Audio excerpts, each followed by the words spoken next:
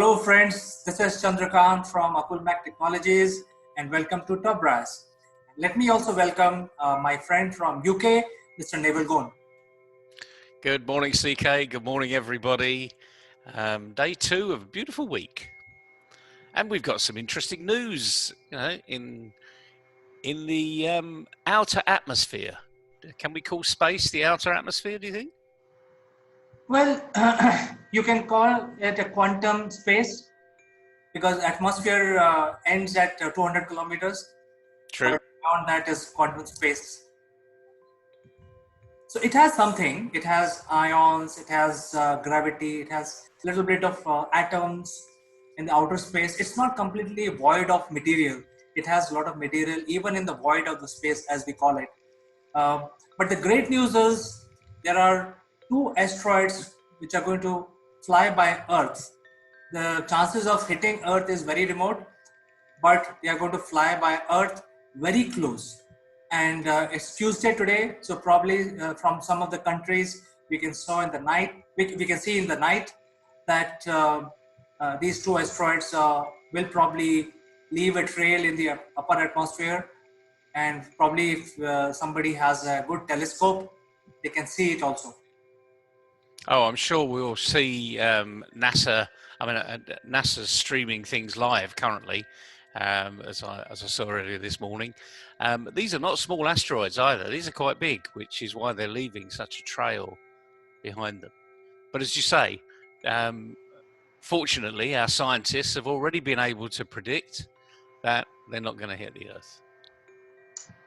Well, thanks to Mr. Johannes Kepler, in the 15th century, he created the law of motion for the planetary objects. So that still works, and I think it's very easy to calculate the path, looking at the speed and all that.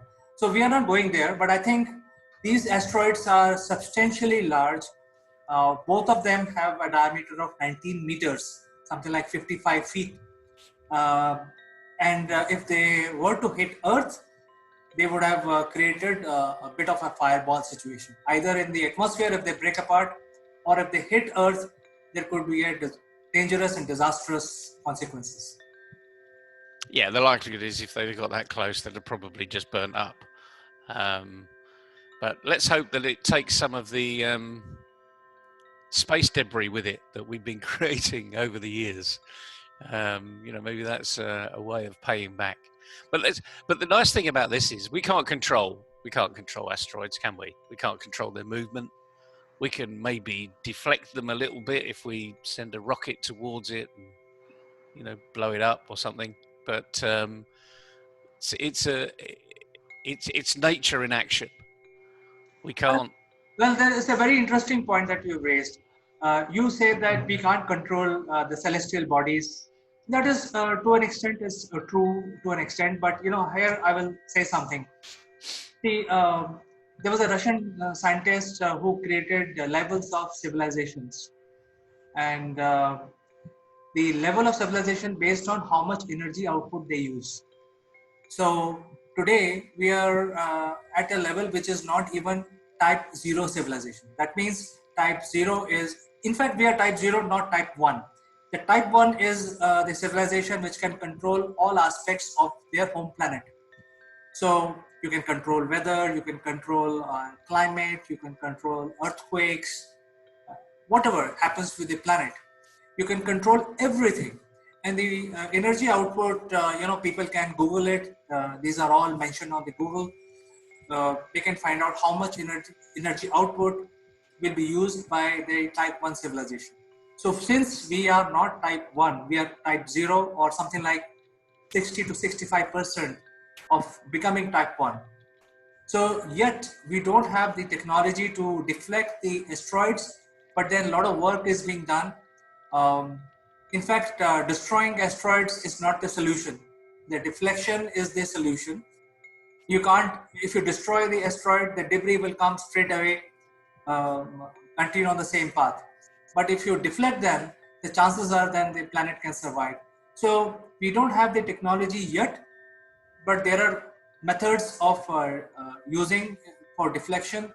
There could be a giant mirror which will focus sun's light make one side of the asteroid heat up, and that lighter, so that becomes lighter, and that creates an imbalance in the uh, path of the asteroid, and it can get deflected.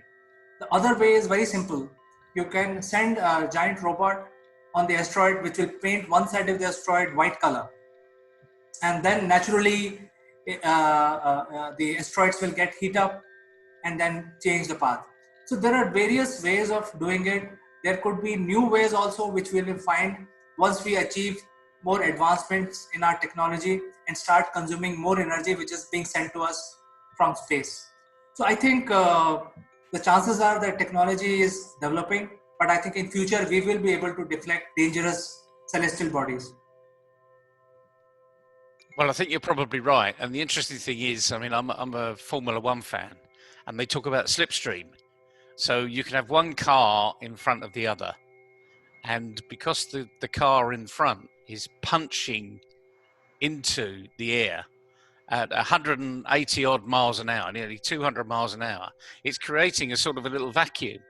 And what it does is, obviously, that car can move through that slipstream quite well because it's punching a hole into it, but the car behind gets a drag effect. So I'm sure we've got some fantastic scientists around the world recognizing that if we create a huge pull from somewhere else, and I know there's no we haven't got the air content that we have on the ground level here. So there's it's 1/10, I think, in space. Don't quote me on that one, but it's a lot smaller. But there's certainly the drag effect. You know, maybe so we could sort of suck it away by sending a rocket by the side of it and creating a drag. But all these scientists are, you know, clearly working on something out there.